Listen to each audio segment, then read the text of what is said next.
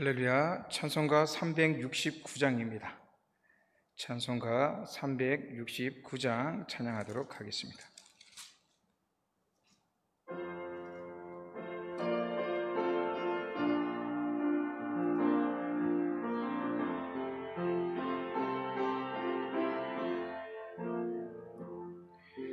죄짐 맡은 우리 구주 어찌 좋은 친구인지 걱정 근심 무거운 짐 우리 주께 맡기세. 주께 고함 없는 고로 복을 받지 못하네. 사람들이 어찌하여 아래 주를 모를까. 시험 걱정 모든 괴로움 없는 사람 누군가. 부질없이 낙심 말고 기도 드려 아뢰세. 이런 진실하신 친구 찾아볼 수 있을까. 우리 약함하시오니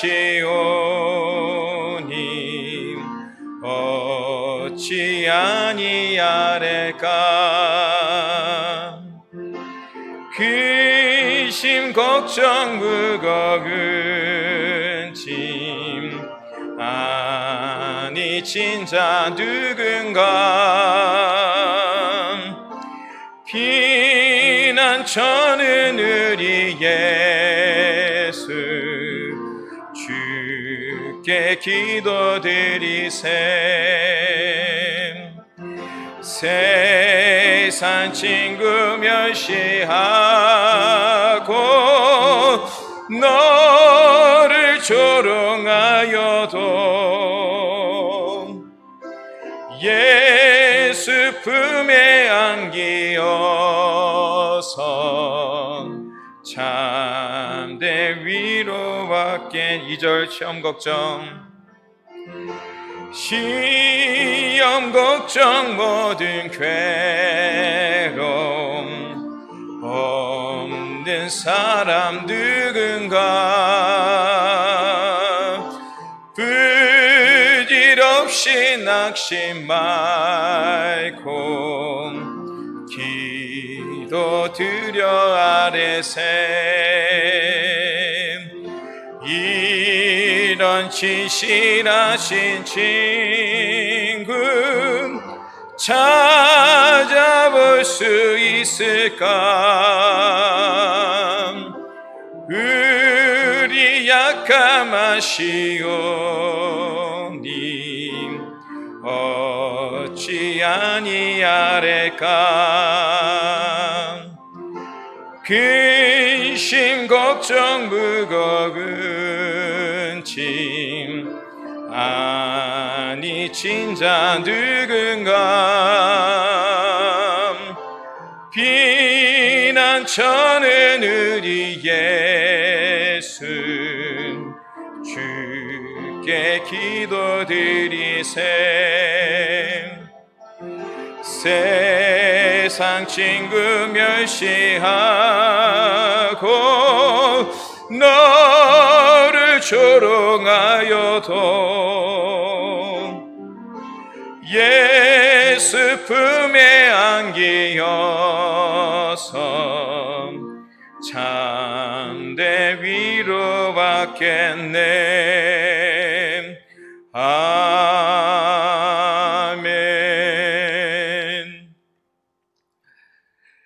다같이 조용히 기도하심으로 수요 오전 예배를 하나님께 드리도록 하겠습니다.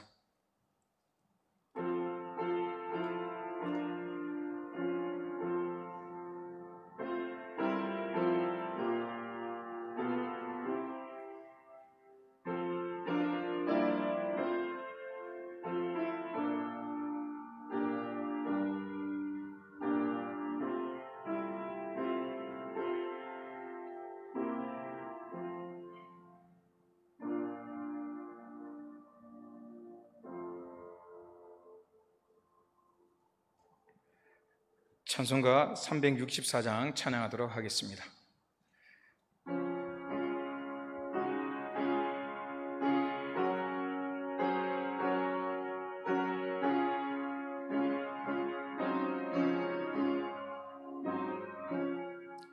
내 기도하는 그 시간, 그때가 가장 즐겁다. 이 세상 근심 걱정에 얽매인 나를 부르삼. 내 진정 소원 주 앞에 낱낱이 바로 아뢰렴. 큰 불에 당해 슬플 때 나 위로 받게 하시네. 내 기도하는 그 시간, 내게는 가장 귀하다. 저 강야 같은 세상을 끝없이 방황하면서 위대한 길로 나갈 때 주께서 나를 이끌어 그 보좌 앞에 나아가 그 은혜 받게 하시네. 내 기도하는 그 시간, 그때가 가장 즐겁다. 이태껏 지은 큰 죄로 내 마음 심히 아파도 참마음으로 뉘우쳐 다 숨김없이 아뢰면 주 나를 위해 복 주사 새 은혜 부어 주시네. 내 기도하는 그 시간, 그때가 가장 즐겁다. 주 세상에서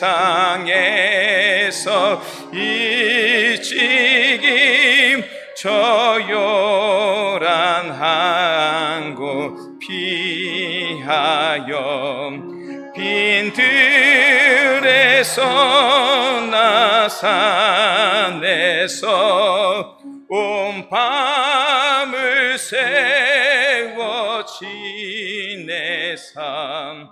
주 예수 친히 기도로 큰 본을 보여 주셨네. 아멘. 이 시간 우리를 대표하셔서 임영란 권사님께서 기도하신 후에 김혜순 권사님께서 성경 말씀을 봉독하도록 하겠습니다.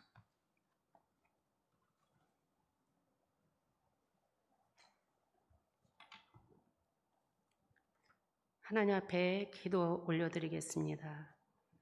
살아계신 하나님, 3일 예배로 주께 영광 돌리게 하심을 진심으로 감사드립니다. 비록 우리가 영상으로 예배를 드릴지라도 우리의 마음과 청성을 다해 드려지는 예배가 되게 하옵소서.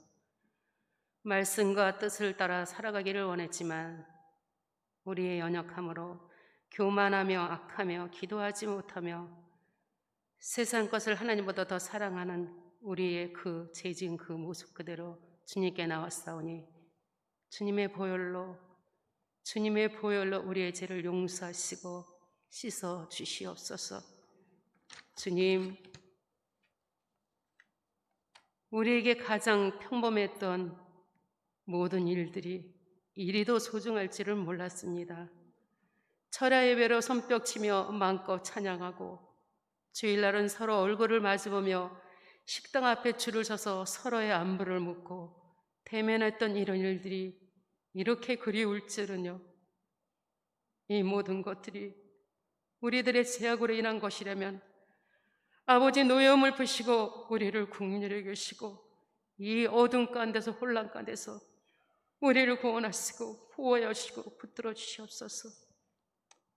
이 시간 성지재단의 주의 백성들을 성령으로 붙들으시고 한 사람도 뒤로 물러가 침륜에 빠진 일이 없도록 하나님 그들의 마음을 붙들어 주시옵소서. 이제 하나님 우리는 몸은 흩어져 있지만 심령으로 하나님을 위하여 교회를 위하여 세상을 위하여 기도하는 용사들이 되게 하옵소서. 또한 믿음의 아버지 끈을 놓지 않게 하시고 세상의 빛이 되라 세우신 이 제단 위에 하나님의 말씀의 건세를 축복하여 주시며 주일의 보혈의 능력으로 충만하게 하셔서 마지막 방지의 역할을 감당케 하여 주시옵소서. 아버지 세우신 담임 목사님에게 능력의 지팡이를 들려주시옵소서. 성도들을 위하여 끊임없이 기도하며 간구하며 할 때 하나님 그 눈물의 기도 영접하여 주시고 하나님의 영역과 충만함이 아버지 갑절의 영역으로 채워지게 도와주시옵소서. 세우신 세 분의 목사님들에게도 하나님께서 말씀의 건세로 더하여 주시고 기도의 능력으로 더하여 주시고 하나님 내주하시는 사모님과 자녀들에게도 함께해 주시옵기를 간절히 바라고 원합니다. 아버지 오늘도 말씀을 통하여 우리의 심령의 문을 열기를 원합니다. 말씀을 통해 세상에 빛이 되며 사명 감당하는 삶을 절대로 놓치지 않게 하시며 올곧게 사는 주님의 자녀다운 삶을 살아갈 수 있도록 도와주시옵소서.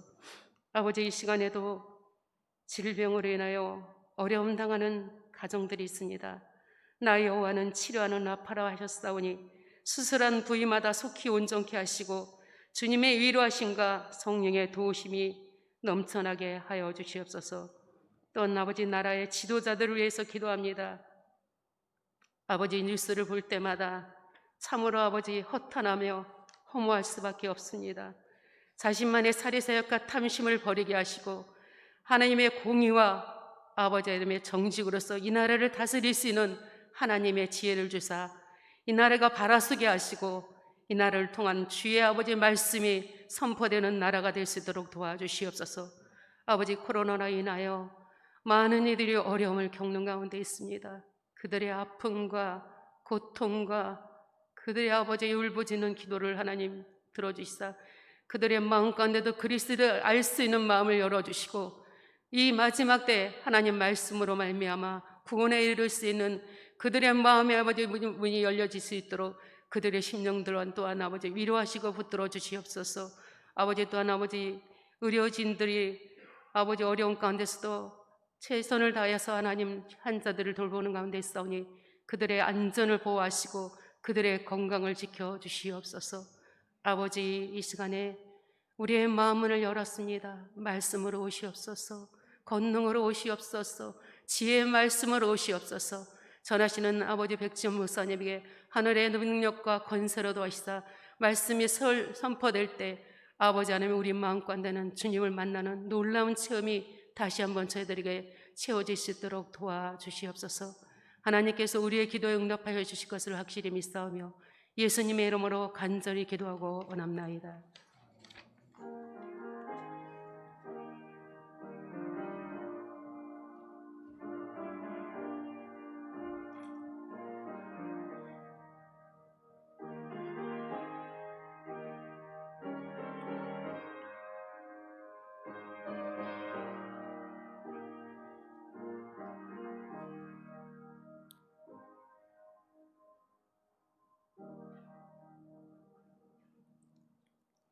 우리들에게 들려주실 말씀은 시편 128편 1절에서 6절까지 말씀입니다.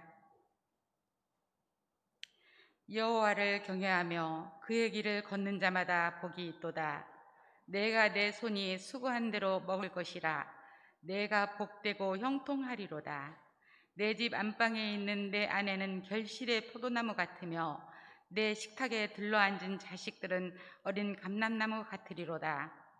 여호와를 경외하는 자는 이같이 복을 얻으리로다. 여호와께서 시온에서 내게 복을 주실지어다. 너는 평생에 예루살렘의 번영을 보며 내 자식의 자식을 볼지어다. 이스라엘에게 평강이 있을지로다. 아멘.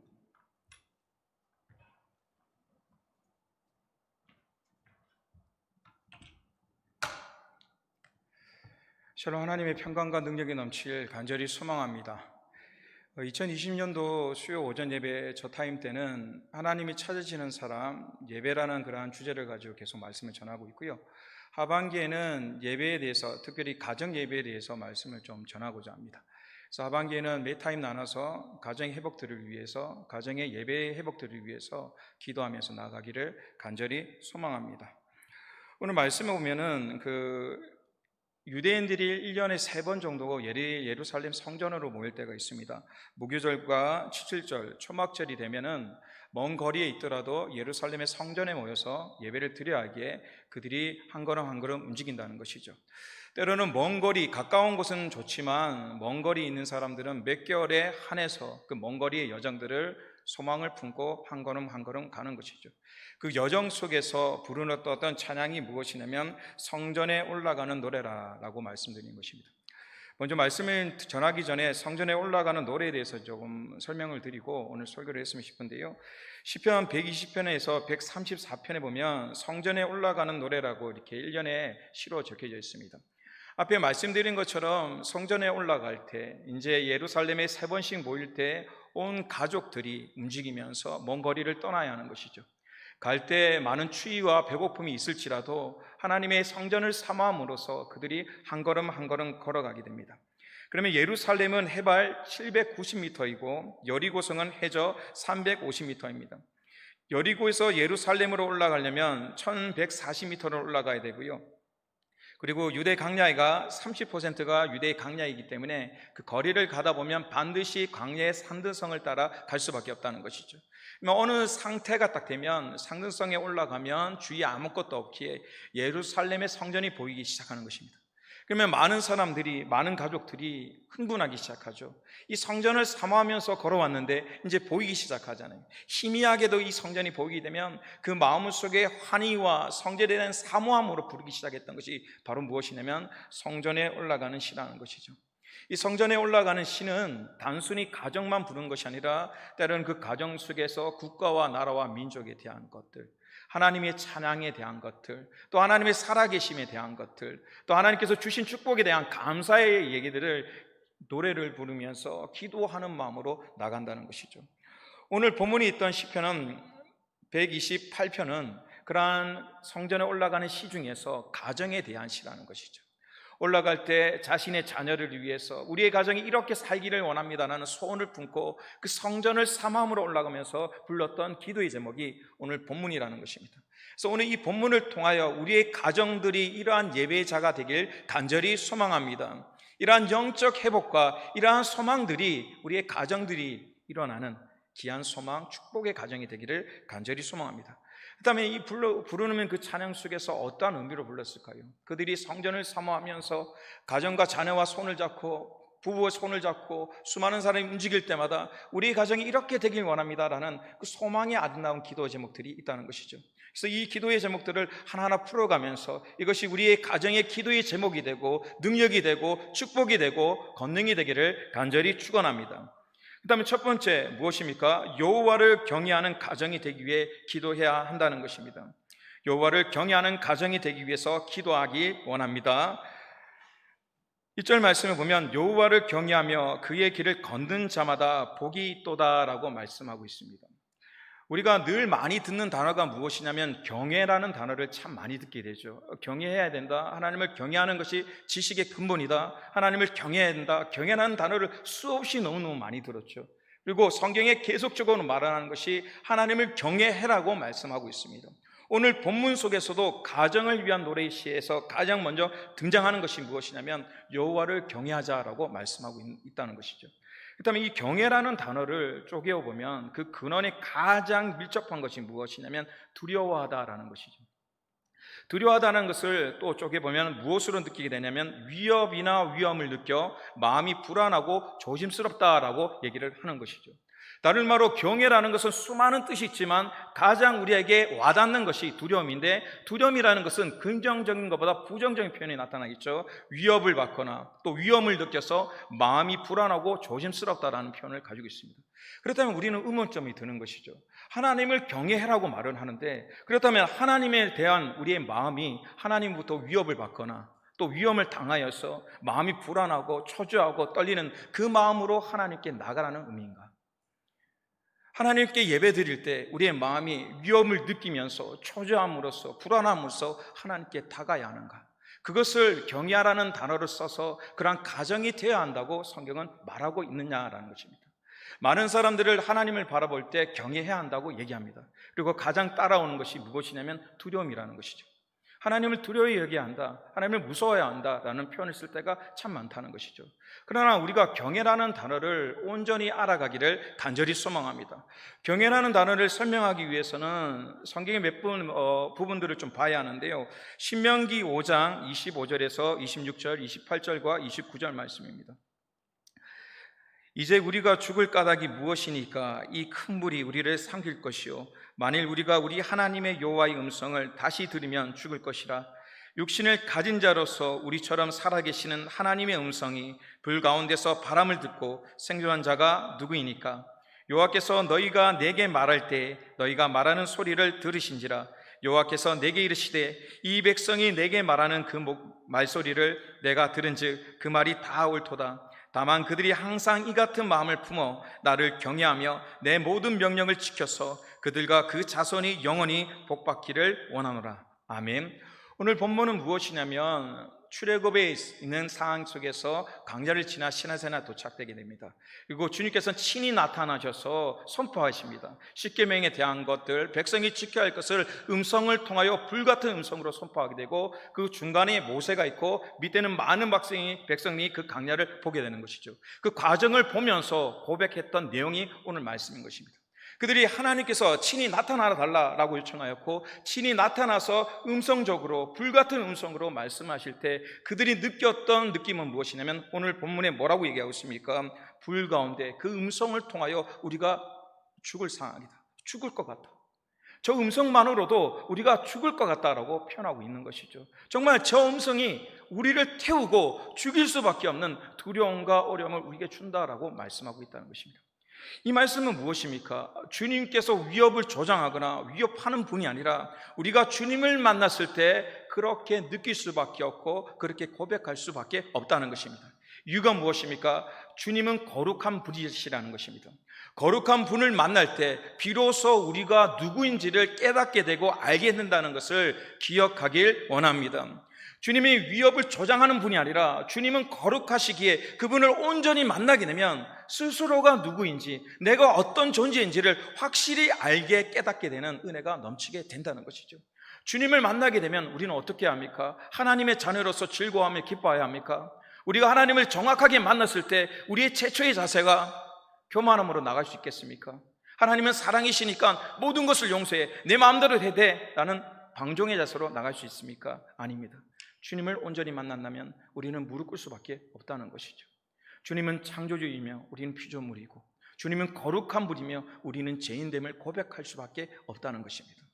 그래서 경외라는 단어는 무서움이 아니라 우리의 스스로의 자신을 정확히 알고 그것을 고백하는 가정이 경외의 가정이라는 것을 우리는 기억하길 원합니다. 그래서 주님을 경외한다는 것은요, 두려워서 죽기 때문에가 아닙니다. 스스로가 누구인지를 알게 되는 것이죠. 그리고 생사화복과 우리의 영혼의 모든 주관자가 하나님이라는 것을 인정할 수밖에 없다는 것입니다.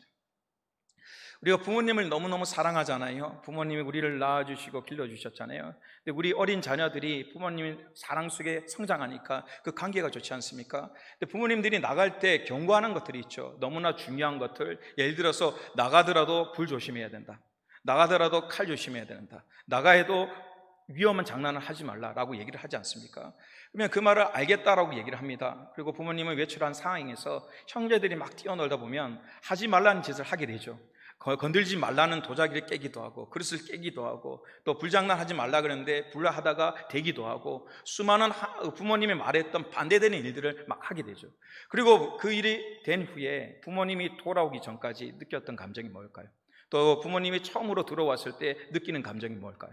그들은 두려움이죠. 왜입니까? 자신의 잘못을 알기 때문인 것이죠. 그리고 자신의 잘못을 책망하거나 위로할 수 있는 권한이 부모에게 있다는 것을 인정하기에 그 마음속에 두려움이 일어난다는 것입니다. 그래서 경외라는 것은 무엇입니까? 단순히 두려워하는 것이 아니라 다시 한번 우리의 인생과 삶과 영혼을 진정으로 돌아보고 고백할 수밖에 없는 자세, 그 자세가 바로 경외함이라는 것이죠. 그 자세 속에 우리는 죄인에게 두려워할 수밖에 없고 우리의 영혼을 주관하시는 그분께 경외할 수밖에 없는 자세가 바로 경외의 자세라는 것입니다. 그렇다면 이 두려움과 경외를 단순히 하나님은 살아계시기에 아니면 영권을 가지고 있기에 우리의 생사번을 주관하기에 그런 분으로 표현된 것이 아닙니다. 그 속에 깊은 의미와 능력이 있다는 것이죠. 오늘 말씀에 뭐라고 얘기하고 있습니까? 28절과 29절 말씀 방금 읽었던 신명기에 보면 이렇게 말씀하고 계시죠. 많은 백성들이 두려워 떨죠. 두렵습니다. 정말 걱정이 됩니다. 괴롭습니다. 라고 얘기할 때 주님께서 이렇게 말씀하십니다. 신명기 5장 28절 말씀, 여호와께서 너희에게 내게 말할 때 너희가 말하는 소리를 들으신지라. 여호와께서 내게 이르시되 이 백성이 내게 말하는 그 말소리를 내가 들은즉 그 말이 다 옳도다. 다만 그들이 항상 이 같은 마음을 품어 나를 경외하고 내 모든 명령을 지켜서 그들과 그 자손이 영원히 어떻게 되기를 원한다고요? 복받기를 원한다라고 말씀하신 것입니다. 명령을 안 들어서 내가 심판하기를 원한다고 말씀하신 것이 아니라 명령을 지킴을 통하여 내가 선포한 하나님께서 주실 수 있는 축복들을 누리며 살기를 원한다라고 말씀하고 있다는 것입니다. 그리고 같은 본문의 출애굽기 20장 20절 말씀입니다. 같은 가정 속에서 또 이러한 표현을 하고 계신데요. 모세가 백성에게 이르되 두려워하지 말라. 하나님이 임하심은 너희를 시험하고 너희를 경외하여 범죄하지 않게 하려 하심이니라 라고 말씀하고 있습니다. 그래서 경외를 통하여 범죄하지 않는 심령이 되고 범죄하지 않은 통하여 하나님의 축복을 누릴 수 있는 통로와 가정을 삼고자 하는 그 하나님의 깊은 사랑을 깨닫기를 간절히 축원합니다. 그리고 그것으로 끝난 것이 아니라 경외에 대해서 또 하나님께서 축복을 주시는데요. 시편 115편 11절 말씀입니다. 시편 115편 11절 말씀에 여호와를 경외하는 자들아 너희는 여호와를 의지하여라. 그는 너희의 도움이시요 너희의 방패시다라고 말씀하고 있습니다. 경외할 때 두려움으로 끝나는 것이 아니라 경외함을 통하여 주님을 의지할 수 있도록 도와주시고 또 주님의 도움을 받을 수 있는 그러한 능력과 권능을 주시겠다고 약속하셨습니다. 그리고 경외할 때 어떤 역사가 일어납니까? 스바냐 3장 17절 말씀입니다. 너희 하나님 여호와가 너희 가운데에 계시니 그는 구원을 베푸실 적는 자시라. 그가 너로 말미암아 기쁨을 이기지 못하시며 너를 잠잠히 사랑하시며 너로 말미암아 즐거이 부르며 기뻐하시리라 하리라 라고 말씀하고 있다는 것이죠. 그래서 경외라는 그 단어 속에 얼마나 큰 축복과 기쁨과 하나님의 용서와 은혜가 숨겨져 있는지 모릅니다. 단순히 두려움으로 끝난 것이 아니라 우리의 연약한 존재를 주님께 고백할 때 그것을 주님께서 인정하시고 그것을 위로하시고 그것을 즐겨하셔서 부족한 부분을 채워주시고 걱정하는 부분들을 풀어주시며 더 나아가 우리의 영혼에 세상을 줄 수 없는 평강과 은혜를 주시겠다고 약속했던 통로가 무엇이냐면 바로 경외라는 것이죠. 그래서 오늘 우리 가정과 우리의 삶 속에 무엇이 회복되어야 하냐면 경외의 아름다운 삶이 회복되기를 간절히 소망합니다. 가정 속에서 하나님이 누구신지를 깨닫는 역사라는 것입니다.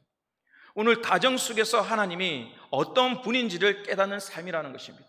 오늘 이 민족 가운데 우리 교회 가운데 주님이 누구인지를 온전히 깨닫는 자세가 바로 무엇이냐면 경외의 자세라는 것입니다.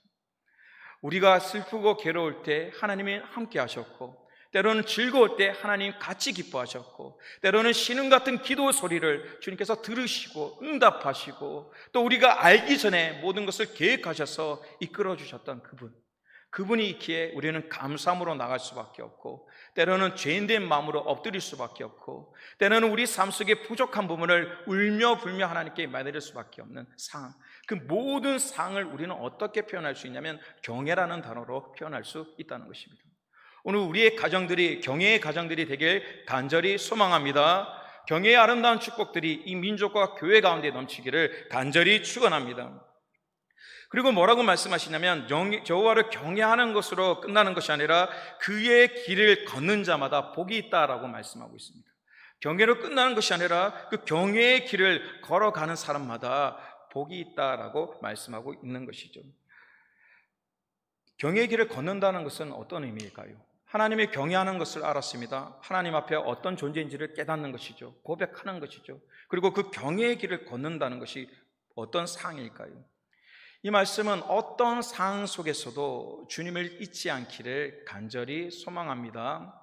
우리가 성경에 보면 주님의 경외의 길을 걸었던 사람들은 어떤 상황 속에서도 주님을 잊지 않았습니다. 아브라함도 땅이 없었고 자손이 없었지만 그 속에 무엇을 잊지 않았습니까? 하나님의 말씀과 언약을 잊지 않고 그 길을 걸어갔습니다. 야곱도 어떻게 되었습니까? 부모님으로부터, 형제로부터 죽임을 당할 수밖에 없는 어려움을 가지고 강제로 나갔습니다. 그러나 그 속에서 하나님이 꿈으로 주셨던 환상과 비전을 품고 또 하나님이 주셨던 축복을 부여잡고 한 걸음 한 걸음 그것을 걸어갔겠죠. 그리고 요셉도 어땠습니까? 어려운 가정 속에서도 하나님의 말씀과 뜻을 잊지 않고 죄짓지 않는 삶, 하나님을 사랑하는 마음으로 늘 걸어갔다는 것입니다. 우리가 이 시간에 경외의 삶으로 걸어간다는 것은 하나님의 십자가와 그 말씀과 능력들을 놓치지 않도록 노력하며 몸부림쳐 나가는 삶이라는 것입니다. 그 과정을 성경은요 십자가의 길이라고 표현도 하였지만 사귐이라는 표현을 주시기도 하였고요, 하나님과 동행함이라는 표현도 주셨다는 것입니다.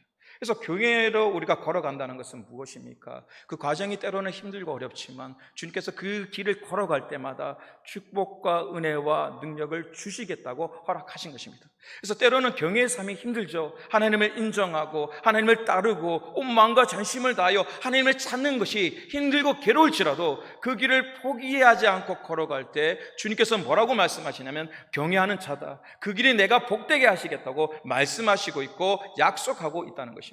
그래서 경외하는 가정, 경외의 길을 걸어가는 가정은 무엇입니까? 날마다 주님을 찾는 가정인 것입니다. 놓지 않고 그것을 사모함으로 중심에 모시기 위해 몸부림치고 때로는 그 길을 포기하지 않고 나가는 그 모든 가정을 주님께서 복되다고 말씀하고 있다는 것입니다. 인터넷에서 찾으면서 이제 동행이라는 그 단어를 치니까 어떤 사진이 나오는데 참 마음이 찡하면서 좋은 내용이 있더라고요. 사랑하는 사람을 위하여라는 게시물로 이제 되어 있는데요. 어떤 그림이냐면 이제 주님과 사람이 이렇게 동행하는 길을 걷고 있는 것이죠. 그리고 옆에 시가 적혀 있는데 어떻게 되어 있냐면 동행, 주께 길을 묻다, 주와 함께 길을 걷다. 동행, 주의 마음을 담다, 주와 같은 마음을 품다라는 단어. 이것이 성경 말씀이 인용했겠지만 우리에게 큰 도전과 의미를 주는 것 같습니다. 하나님과 경외의 길을 걸어가는 것이 무엇입니까? 주께 우리의 삶을 묻는 것입니다.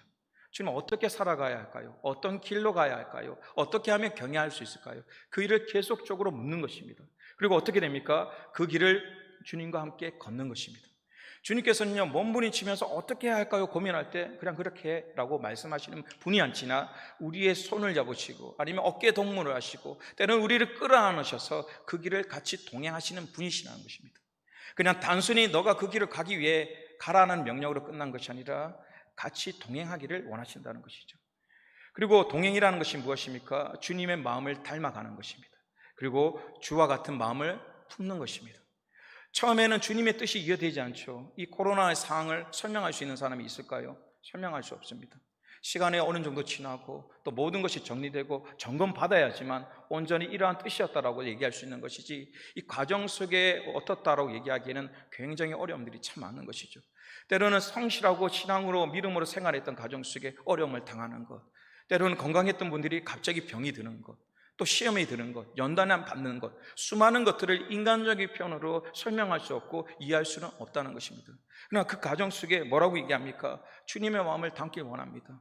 내가 이해될 수 없지만 순종하기를 원합니다. 그것을 따르기를 원합니다라고 한 걸음 한 걸음 나아갈 때 어떻게 됩니까? 주와 같은 마음을 품을 수 있는 귀한 교회와 가정이 될 줄 믿습니다.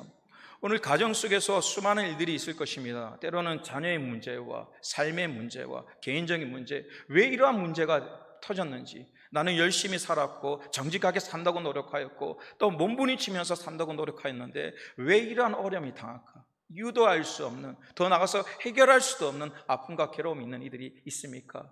오늘 그러한 사항이 있다면 주님께 물을 수 있는, 더 나아가서 주님과 동행할 수 있는 은혜와 능력들이 다시 한번 회복되기를 간절히 소망합니다. 그 길이 괴롭고 어렵지만 복된 길이라고 말씀하셨기에 그것을 믿음으로 가실 때 그 길의 끝에는, 또 그 과정 속에서는 깊은 은혜와 또 이해할 수 없었지만 이해될 수밖에 없는, 또 이해시켜 주시는 하나님의 깊은 사랑과 은혜와 능력을 체험할 수 있는 단계가 되기를 간절히 축원합니다. 오늘 가정 속에서 많은 어려움들이 무엇이냐면 주님의 살아계심을 체험하고 간증되어야 하지 않습니까? 단순히 하나님은 살아계셔라는 것이 아니라 우리 자녀의 삶 속에 하나님의 살아계심이 보여져야 하는 것이고, 또 예배를 통하여 역사와 변화가 일어나야 하는 것이죠. 그것이 우리의 가정 속에 가장 큰 숙제이며 또 우리가 가장 필요한 목적이라는 것이죠. 오늘 우리 가정 속에서 이러한 회복이 되기 위해서는 가정의 예배들이 회복되기를 간절히 축원합니다. 가정의 예배들이 회복되어야 하는 것이죠.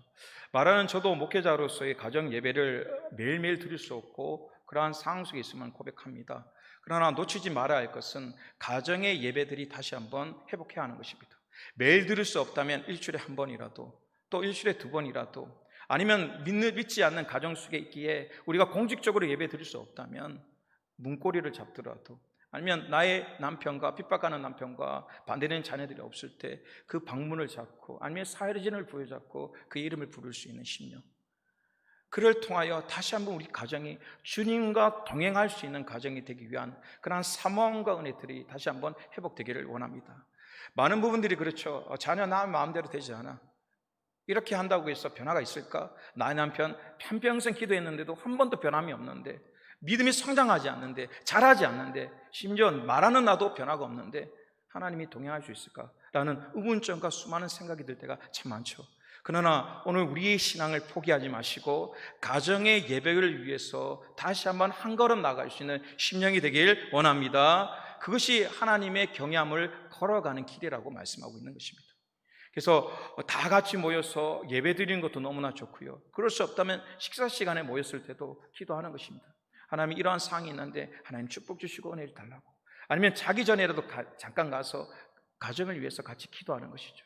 어떻게든지 하나님의 동행하심을 걸을 수 있는 방법을 주님께 물어서 그 길을 한 걸음 한 걸음 나아갈 수 있는, 또 그 가정 속에서 하나님의 능력과 축복을 누릴 수 있는 귀한 심령, 은혜의 심령이 되기를 간절히 축원합니다. 그리고 두 번째는 무엇입니까? 수고의 열매를 맺는 가정이 되기 위해서 기도합시다. 수고의 열매를 맺는 가정이 되기 위해서 기도합시다. 내가 내 손이 수고한 대로 먹을 것이라, 내가 복되고 형통하리로다 라고 말씀하고 있습니다. 자, 세 가지 중에서 보기를 찾아보십시오. 어떤 것이 축복일까요? 자녀들이 공부 안 했는데 성적이 많이 올랐습니다. 공부를 열심히 했는데 성적이 오르지 않았습니다. 공부를 열심히 했는데 성적이 올랐습니다. 첫 번째는 공부를 안 했는데 성적이 올라갔고요, 두 번째는 공부를 했는데도 성적이 오르지 않았고, 세 번째는 무엇입니까? 공부를 열심히 했는데도 성적이 올랐습니다. 무엇이 축복일까요? 전혀 어렵지 않죠. 결과적으로는 세 가지가 다 축복인 것이죠. 왜입니까? 무엇인가 할 수 있는 것이죠. 무엇인가 할 수 있는 그 과정.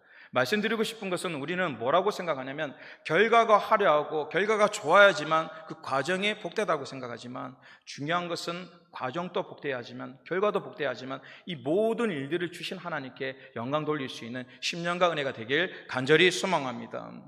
비록 공부 안 하면서 성적 올라가는 것 좋겠죠. 그러나 그것은 성경적이지 않겠죠. 또 공부를 안 했는데 성적이 안 올랐다. 그것은 당연한 것이겠죠.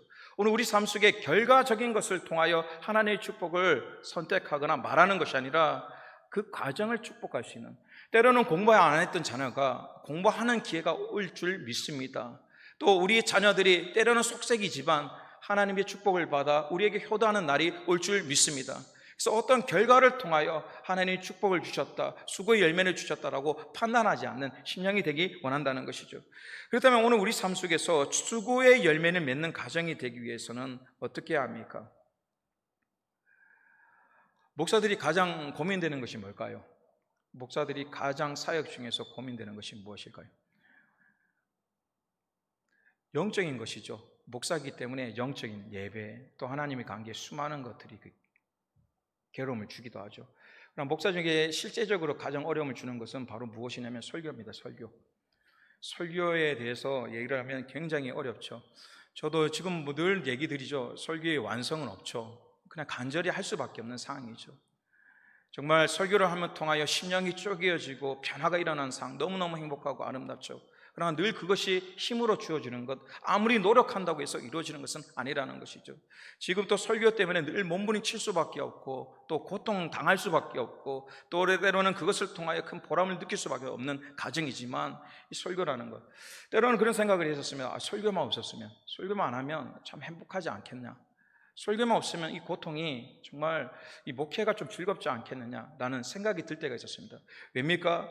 새벽에도 말씀을 좀 읽었었는데요, 누가복음 11장 43절 46절 말씀 때문입니다. 제가 설교 때문에 큰 갈등을 경험해왔던, 또 지금 또 갈등 중에 있는 이유가 이 성경 말씀입니다. 화 있을진저 너희 바리새이냐, 너희가 회당의 높은 자리와 시장에서 문안받는 것을 기뻐하는도다. 화 있을진저 너희는 평토장한 무덤 같아서 그 위를 밟는 사람이 알지 못하느니라. 한 율법 교사가 예수께 대답하여 이르되, 선생님 이렇게 말씀하시니 우리까지 모욕하심이니이다. 이르시되 화 있을진저 또 너희 율법 교사여, 지기 어려운 짐을 사람에게 주이고 너희는 한 손가락도 이 짐에 대지 않는도다라는 말씀인 것이죠. 이 말씀이 왜 고통스럽냐면, 바리새인, 지금 말하면 목회자이죠, 목사이죠. 제가 그렇게 살아가는 것이죠. 또 많은 사람들에게 목사로 인정받고 불리는 사람인 것이죠. 근데 하나님께서는 뭐라고 얘기하냐면, 그 목사라는 직분을 통하여 어떻게 된다는 것입니까? 많은 사람에게 문안받기를 원한다. 다른 말로 많은 사람들의 그 권리와 그것을 누리기 원한다라고 말씀하고 있고요. 더 가슴 아픈 것이 무엇이냐면 어려운 짐, 다른 말로 어려운 짐은 교인들에게 지게 하면서 스스로 하지 않는 삶. 설교는 그렇게 하고 있지만 나는 그렇게 살지 못하는 삶. 교인들에게 이렇게 해야 한다고 울부짖으면서 나는 그렇게 결단하지 못하는 삶. 그 모든 삶의 갈등이 일어날 때마다 어떻게 생각되냐면, 설교자로서 서야 하는가, 목회자로 세워져야 하는가라는 수많은 갈등이 일어나는 것이죠. 이 문제를 아직도 해결하지 못하고 한 걸음 한 걸음 나아가고 있습니다. 저도 이것을 통하여 주님께 몸부림치고 설교한 대로 살 수 있도록 도와주시고, 때로는 그렇게 살지 못하더라도 선포하면서 그렇게 살아갈 수 있는 힘을 달라는 그러한 갈등, 그리고 짐만 지어지는 것이 아니라 때로는 그 짐을 같이 지는 자로서, 아니면 본으로서 그 일을 감당할 수 있는 자가 되기 위해서 노력하고 헌신하는 가정인 것이죠. 왜 이 가정을 다시 한번 축복으로 생각했냐면, 그 갈등 때문에 설교를 하지 못하는 큰 괴로움과 어려움이 있을 때 주님께서 이 말씀을 통하여 고독하게 하시고 또 울부짖게 하시고 가슴 아프는 그 가정을 주시면서 무엇을 주셨냐면, 오늘 말씀처럼 수고의 열매를 맺는 그 가정과 통로를 주셨다는 것입니다. 그 몸부림치는 가정 속에서 스스로의 영적인 것들이 회복되기도 하고, 때로는 그렇게 살지 못함을 통하여 회개하기도 하고, 때로는 그 몸부림 속에서 많은 예배자들이 다시 한번 위로받고 돌아오기도 하고, 또 사랑하는 가정들이, 또 자녀들이 그 말씀을 듣고 다시 한번 회복되는 그 과정들을 통하여 수고의 열매들이 있구나. 주님께서 수고를 주신 것은 수고만 주신 것이 아니라 그 과정을 복되게 하시고 더 나아가 열매를 주시기 위한 하나의 수단과 능력으로 사용하셨구나라고 말씀드리는 것입니다. 수고의 열매를 맺는다는 것은 몇 가지의 그러한 터전이 있어야 하는데요, 첫 번째는 수고하기 위해서는 일할 터전이 있어야 하는 것이죠. 두 번째는 일할 힘이 있어야 하는 것입니다. 그리고 일할 열정을 가지고 있어야 되고, 마지막으로 수고에 대한 합당한 열매가 있어야 한다는 것입니다. 오늘 할아버지 할머니들 있잖아요. 권사님들, 장로님들, 이제 노년이 되시면은 일이 적습니까, 많습니까? 노년 되신 분 치고 극소수 빼고는 한가하다 말씀하시는 분은 아무도 없어요. 오시면 늘 바쁘세요. 또 부탁을 몰라 하려면 늘 바쁘셔서 이렇게 얘기를 하시는 것이죠. 가장 큰 사역이 무엇이냐면 손자, 손녀 돌보는 거. 지금 가장 큰 사역을 하고 계시죠. 손자, 손녀. 전화를 드리면 손자, 손녀 챙겨야 돼요. 아니면 학교를 보내야 돼요. 유치원 보내야 돼요. 밥을 차려야 돼요. 모든 사역들이 그렇게 있죠. 그러면서 한탄하시죠. 내가 또 이때까지 이렇게 자녀를 돌볼 줄 몰랐어. 자녀 키우면 다 끝인 줄 알았는데, 시집 보내면 다 끝인 줄 알았는데 또 이렇게 되었어라고 한탄하시는 소리도 많이 듣는데요, 그 한탄의 소리가 전부가 아니라 그 속에서 무엇이 있냐면 기쁨도 있고 위로도 있고 감사함이 있음을 알게 되는 것이죠. 때로는 고통스럽지만 자녀가 성장하고 손자가 성장하는 그 과정을 기뻐하는 그 과정. 그래서 우리가 중요한 것은 무엇이냐면 한가로운 것이 중요한 것이 아니라 할 힘이 생기고 할 일이 있고 그것을 통하여 열매 맺는 것이 가장 큰 축복과 능력이라는 것을 기억하길 원합니다. 그렇다면 오늘 자녀들이요, 좋은 데 취직하고 또 좋은 곳에 시집가고 결혼하고 잘 사는 것, 그것도 축복이겠죠. 그러나 더욱 축복은 무엇이냐면 우리의 자녀의 삶 속에 수고의 아름다운 가정과 열매가 끊어지지 않기를 간절히 소망합니다. 일할 수 있는 터전과 때로는 월급이 조금 부족하더라도 계속적으로 열심히 다할 수 있는 일의 터전을 위해서 기도하시길 원합니다. 그리고 더 중요한 것은 삶의 터전, 일의 터전에 하나님의 신앙으로 생활하기에 부족함이 없게 열어달라고, 그것을 위해 기도할 수 있는 귀한 가정이 되기를 간절히 축원합니다. 오늘 우리 삶 속에 그러한 것들, 이제 교회에서 우리가 예배 모이기가 참 힘들어지고 있지 않습니까? 그러나 이것이 빨리 풀리고 예전처럼 더욱더 부흥될 줄 믿습니다. 그 과정 속에 있음을 고백합니다. 그렇다면 이 코로나19에 있는 가정 속에 교회도 나오지 못하고 예배도 드릴 수 없고 속회도 할 수 없을 때 모든 것을 할 수 없으니까 라고 주저앉지 마시고, 이 과정 속에서 어떠한 수고를 또 할 수 있을까? 내가 어떠한 노력을 좀 할 수 있을까? 어떠한 수고의 과정을 얻을 수 있을까라는 것, 그것을 고민하며 걸어가는 것이 축복이라고 말씀하고 있다는 것입니다.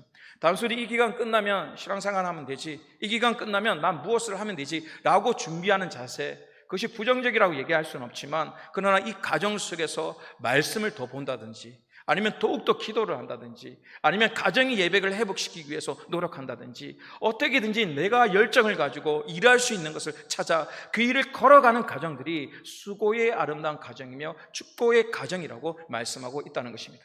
그래서 일이 없는 것이 축복인 것이 아니라, 할 것이 없는 것이 축복인 것이 아니라 할 것을 찾아 그 일을 감당하는 것, 또 때로는 해야 할 것이 있어서 그 일을 감당하는 것이 아름다운 축복이며 능력이라는 것을 우리 마음속에 새겨서 그러한 가정과 아름다운 은혜와 능력들이 넘치는 귀한 삶, 권능의 삶이 되기를 간절히 축원합니다.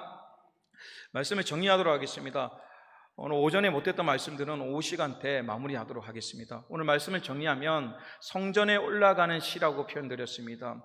성전을 사모하면서 성전을 가고 싶은 그 마음, 예배를 사모하는 마음으로 준비하여 걸어갔던 그 가정, 때로는 혼자 가기도 하고 때로는 가족이 데리고 가면서 성전이 보였을 때 너무나 기뻐서 환희하며 저절로 나올 수밖에 없었던 성전에 올라가는 시, 오늘 말씀은 그 가정 속에 가정을 위한 시라고 말씀드렸습니다.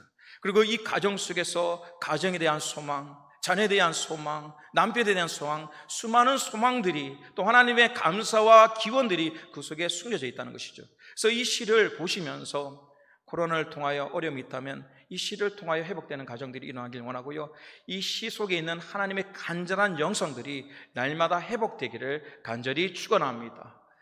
이 시간 그 소리로 우리가 부르질 수는 없지만 오늘 말씀을 기억하면서 기도하길 원합니다. 무엇을 위해 기도하시냐면 가정의 예배 회복을 위해 기도하길 원합니다. 믿지 않는 자녀를 위해서, 믿지 않는 배우자를 위해서, 때로는 상실되었던 우리의 믿음, 그래서 우리 가정들이 회복되게 해달라고 이 시간 간절한 마음으로 기도하도록 하겠습니다. 하나님 능력과 힘을 다하신 주님, 오늘 말씀을 통하여 성전에 올라가는 시를 통하여 하나님 대한 능력과 권능을 다시 한번 회복되길 원합니다. 특별히 우리 가정들이 회복되길 원합니다. 하나님의 성전함을 바라보며 예배의 설렘들이 상실되었습니다. 때로는 첫사랑을 잃어버렸습니까? 우리의 가정들 다시 한번 주님을 바라보며 의지하며 나갈 수 있는 귀한 신앙을 회복시켜 주시옵소서. 이 어려운 시기 속에 가정의 예배들이 회복되게 하여 주시고 가정의 믿음들이 회복되게 하여 주셔서 하나님이 찾으시는 귀한 가정, 믿음의 가정들이 될 수 있도록 축복하여 주시고 인도하여 주시고 이끌어 주시옵소서. 특별히 가정의 복음화를 위해 기도합니다. 믿지 않는 배우자를 위하여, 믿지 않는 자녀들을 위하여, 믿지 않는 나의 형제를 통하여 부모를 위해 기도하기를 원합니다. 그들이 진정한 주님 만나 주셔서 그들의 심령에 십자가가 새겨지게 하여 주시고 구원의 아름다운 기쁨과 능력을 누릴 수 있도록 가정의 아름다운 복음화를 허락하여 주시옵소서. 직장의 복음화를 허락하여 주시고 능력과 권능을 통하여 특별히 사랑하는 우리 가정들이 주님과 그 경외의 길을 걸어갈 수 있도록 도와주시옵소서. 포기하지 않고 기도하며 나아가기를 원합니다. 부모가 자녀를 위해 기도하며 자녀가 부모를 위해 기도하며 가정이 민족과 나라를 교회를 위해 기도할 수 있는 아름다운 터전이 되길 간절히 소망합니다. 우리의 예배를 회복시켜 주시며 특별히 가정의 아름다운 영성들을 회복시켜 주시옵소서. 물질적으로 영적으로 육적으로 힘든 자들이 있습니까? 하나님, 오늘 주님과 동행함을 통하여 주님의 믿음을 통하여 강구함을 통하여 하나님의 살아계심을 체험하며 그것이 간증이 될 수 있는 귀한 가정들이 되길 원합니다.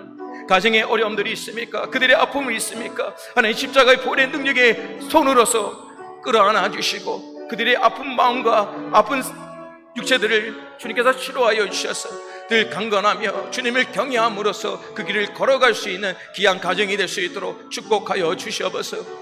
주님, 우리를 긍휼히 여기시고 우리를 불쌍히 여기셔서 다시 한번 이 땅과 이 민족을 회복시켜 주시며 우리의 영과 우리의 마음을 회복시켜 주시옵소서. 경외의 마음을 회복시켜 주시옵소서. 두려움과 떨림의 마음을 회복시켜 주시옵소서. 진정 회개하고 주님께 돌아옴을 통하여 주님이 주신 복과 능력과 평안을 누릴 수 있는 살아있는 신앙, 믿음의 신앙이 될 수 있도록 도우시고 인도하여 주시옵소서.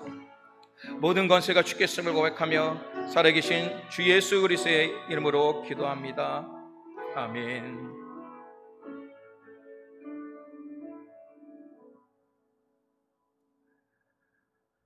서로 인사 나누도록 하겠습니다. 가정을 위해 기도합시다. 가정을 위해 기도합시다. 정말 가정을 위해 기도할 수 있는 귀한 삶, 능력의 삶이 되기를 원합니다. 교제회 소식을 전하도록 하겠습니다. 지난주부터 주일 1, 2, 3부 예배를 실시간 예배로 드리고 있습니다. 그리고 새벽 기도와 수요, 오전 예배와 저녁 예배가 계속적으로 실시간으로 예배를 드리고 있습니다. 실시간에 예배로 드리고 있지만 교우장님과 지역장님, 속장과 선교 임원께서는 예배 회복을 위해서 늘 기도해 주시고 또 속원들과 성도들, 회원들을 늘 챙겨주셔서 어려운 점이 있고 기도의 제목이 있을 때 바로바로 교구 목사에게 또 전달해 주셔서 함께 그 아픔을 또 그 기쁨을 나눌 수 있는 교회, 그러한 교회가 되기를 간절히 소망합니다. 그리고 무엇보다 목회자들을 위해서 기도해 주시길 간절히 소망합니다. 한국교회와 목회자들을 위해서, 중직들을 위해서 기도해 주시길 원합니다. 어려운 시절일수록 더 목회자들이 또 중직들이 바로 세워질 때, 온전히 세워질 때 더욱더 성장할 수 있는 기회와 통로가 될 줄 믿습니다. 그래서 영성을 위해서, 성령의 충만함을 통하여, 기도의 권능을 위해서, 늘 목회자를 위해서, 한국교회를 위해서 기도할 수 있는 귀한 성도와 능력의 가정들이 되길 간절히 축원합니다. 이 시간 다 일어나셔서 파송의 찬양 후에 담임 목사님께서 나오셔서 드려진 헌금과 축도하심으로 예배를 마치도록 하겠습니다.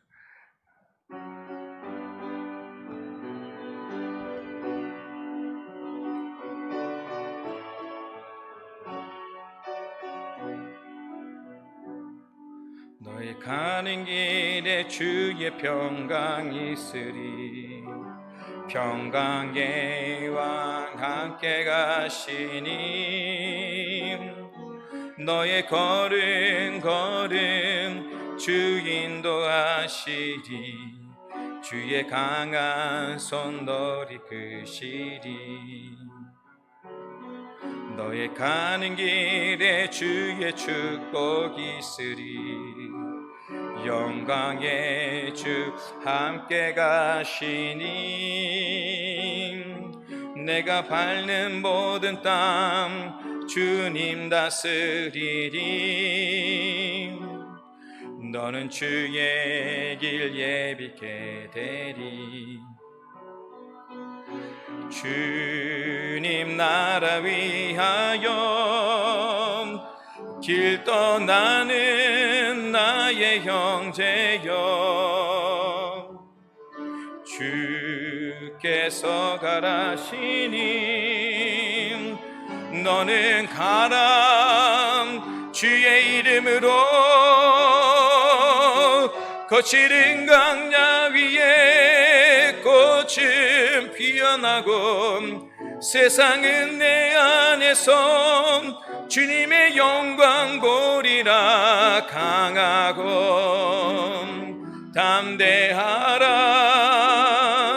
세상 이기신 주 늘 함께 너와 동행하시며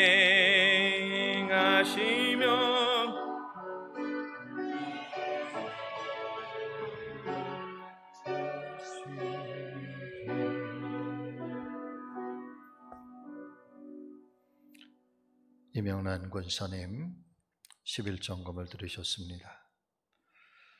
이가열 이명란 손주 권사님 손주 11점검, 이진규 권사님 오명인 권사님 11점검, 또 선교헌금, 장학헌금, 감사헌금, 주일헌금, 이장우 송명수 권사님 11점검을 들으셨습니다.